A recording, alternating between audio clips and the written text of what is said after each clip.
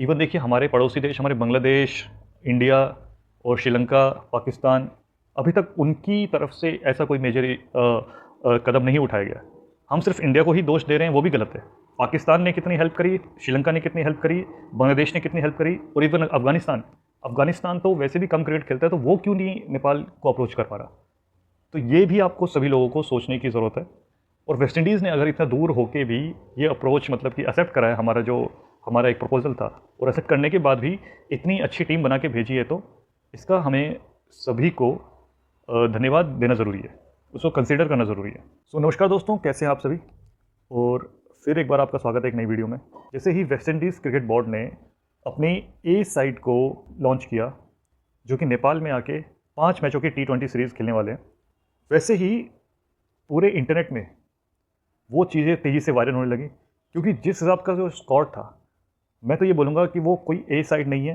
West Indies cricket circuit के अंदर जितने भी अभी तक जो करंट प्लेयर्स खेल रहे हैं, अगर प्लेइंग 11 या टॉप 15 प्लेयर्स के बाद जो नेक्स्ट 15 प्लेयर जो बच जाते हैं, टॉप 30 के अंदर जो नेक्स्ट 15 प्लेयर्स हैं, वो सभी वेस्ट इंडीज़ ए के अंदर नेपाल विजिट करने वाले हैं। और ये बहुत बड़ा सरप्राइज़ था। हमने आइलैंड ए की टीम भी देखी थी, आइलैंड ए ने भी उस लेवल की टीम नेपाल नहीं भेजी थी। और वेस्ट इंडीज़ जैसी टीम जो इतनी बड़ी लेगेसी है क्रिकेट हिस्ट्री के अंदर, 2 बार वर्ल्ड चैंपियंस रह चुकी है, तो वैसी टीम नेपाल को लेके इतनी पॉजिटिव और इतनी सपोर्टिव रहेगी, मेरे को इसकी कल्पना नहीं थी। सच बताऊं मैं आपको, ये देख के बहुत अच्छा लगा कि वेस्ट इंडीज़ भी ये चाहता है कि हम अपनी बेस्ट टीम नेपाल खेलने के लिए भेजें, क्योंकि शायद आपको इस टीम से भी कई प्लेयर वर्ल्ड कप स्क्वाड में भी देखने को मिल सकते हैं। अगर उनकी परफॉर्मेंस अच्छी रही तो शायद वर्ल्ड कप के लिए भी इनमें से कुछ प्लेयर आपको खेलते हुए दिखेंगे वेस्ट इंडीज़ के लिए। तो ये इतनी इंपॉर्टेंट चीज़ है हमारी क्रिकेट के लिए, ये पॉजिटिव न्यूज़ भी है, क्योंकि हम as a nation, as a associate nation, हमारा ये जो इम्पैक्ट है, ये शुरुआत है कि ये एक इस टूर्नामेंट को हमको, ये कैन के पॉइंट ऑफ व्यू से बात कर रहा हूँ, कैन को इस टूर्नामेंट को बहुत ही सीरियसली लेना चाहिए। और जो एक एक चीज़, एक छोटी से छोटी चीज़, डिटेल्स का ध्यान रखना बहुत ज़रूरी है। भले ही वो प्लेयर्स के अकोमोडेशन हो, हॉस्पिटैलिटी हो, और प्लेयर्स के लिए जितनी भी सर्विसेज और फैसिलिटीज़ हैं, क्योंकि ये एक पॉइंट बन सकता है, ये एक हमारे लिए एक, मैं कह रहा हूँ कि ये एक प्लेटफॉर्म बन सकता है कि जो सक्सेसफुली हमने एक लेवल पे हमने पूरे वर्ल्ड को दिखाया, तो ये एक बहुत बड़ा मैसेज जाएगा पूरे वर्ल्ड को कि नेपाल रेडी है अच्छी अच्छी टीम्स को केटर करने के लिए, या अच्छी टीम्स, बड़ी टीम्स भी यहाँ पर आके इजीली अपने मैचेस खेल सकती हैं, और फैसिलिटीज़ उतनी बुरी नहीं है। तो इस चीज़ का ध्यान रखना ज़रूरी है कैन के लिए, क्योंकि इसके बाद ही पूरे वर्ल्ड के सामने, क्योंकि ऑलमोस्ट ये वो टीम है जो इसमें सभी लगभग 15 में से 12 प्लेयर्स ने वेस्ट इंडीज़ की सीनियर साइड को रिप्रेजेंट किया है बड़े अच्छे लेवल पे, अच्छे अच्छे टूर्नामेंट्स में, वर्ल्ड कप में भी। Roston Chase, Hayden Walsh, Alick Athanaze, तो ऐसे ऐसे प्लेयर्स हैं, एंड्रे फ्लेचर बहुत ही विस्फोटक बल्लेबाज है। तो ऐसे ऐसे प्लेयर्स जब नेपाल ए साइड के लिए आ रहे हैं, तो वो दिखाता है कि वेस्ट इंडीज़ काफ़ी सपोर्टिव है इस मामले में। जबकि बात आती है कि कोई एक डेवलपमेंट साइड अपनी वो भेज रहा है किसी एसोसिएट नेशन के पास, वो भी नेपाल जैसी कंट्री के पास, जिसके पास उतने रिसोर्सेज नहीं माने जाते। अगर हम कंपेयर करें तो ओमान और यूएई जैसी टीमों के साथ, अगर हम उनसे कंपेयर करें, तो हमारे पास अभी भी इंफ्रास्ट्रक्चर की, अच्छे इंफ्रा की कमी है, जिसको हमें स्वीकारना ज़रूरी है। बट फिर भी उन्होंने एक अपनी बेस्ट से बेस्ट पॉसिबल टीम नेपाल भेजने की कोशिश करी, और अब इस सभी की जिम्मेदारी हमारे ऊपर आ गई है कि हमें इस टूर्नामेंट को सक्सेसफुल बनाना है। भले ही हमारे फैंस के पॉइंट ऑफ व्यू से हो, आपके पास से ज़्यादा पैशनेट फैंस हमारे पास है, तो ये भी उनको एक इंटरनली मोटिवेट करेगा कि भविष्य में क्या पता वेस्ट इंडीज़ की सीनियर साइड भी नेपाल टूर कर सके। अभी आप लोग अगर क्लोजली क्रिकेट को फॉलो करते हैं, मॉडर्न डे क्रिकेट को, तो आपने इन सभी प्लेयर्स का नाम, अगर आप CPL को फॉलो कराया आपने, कैरेबियन प्रीमियर लीग, तो सभी प्लेयर्स बहुत ही बड़ी नाम है अपनी टीम्स के लिए, अच्छे अच्छे प्लेयर्स हैं। तो उन प्लेयर्स के बारे में हम डिटेल में बात नहीं करेंगे, हम उन सभी प्लेयर्स की जानकारी जो अगर आप रेगुलर क्रिकेट फॉलोअर हैं, तो आप उन सभी प्लेयर्स के बारे में, उनकी स्ट्राइकिंग एबिलिटी के बारे में, उनकी बॉलिंग पेस के बारे में, और शेन थॉमस जो कि 150 के अराउंड बॉल करते हैं, लगभग 6.5-7 फीट के बॉलर हैं, वो देखने में मज़ा आएगा कि उनको कैसे फेस करती है हमारी नेपाली बैट्समैन, हमारी टीम उनको कैसे टैकल करती है, उनके बाउंसर्स, उनकी स्पीड, को कैसे मैनेज करती है, और हेडन वॉल्श काफ़ी अच्छा स्पिनर है, लेग स्पिनर। तो ये सभी प्लेयर्स अपने इन्होंने प्रूव कर चुके हैं, सभी प्लेयर्स नामी हैं। तो ऐसे प्लेयर्स पूरे वर्ल्ड में अपना नाम कर चुके हैं। हमारे लिए सौभाग्य की बात है कि हम खुल के ये बोल सकते हैं कि हमने लगभग ऑलमोस्ट वेस्ट इंडीज़ की सीनियर टीम से ही हम मुकाबला कर रहे हैं। हमको उस दृष्टि से देखना चाहिए। हमने वर्ल्ड कप क्वालिफायर में ज़रूर खेला था वेस्ट इंडीज़ के खिलाफ, और हमने अच्छी परफॉर्मेंस भी दी थी। हमने ऐसा नहीं था कि एक तरफा मैच हुआ था, हमने भी काफ़ी मतलब कि 240 प्लस हमने भी स्कोर किया था। बेशक हमने रन भी खाए थे, बट शुरू के अगर हम बॉलिंग की बात करें तो हमने बॉलिंग में भी हमने हाफ मैच तक अपनी पकड़ बना के रखी थी।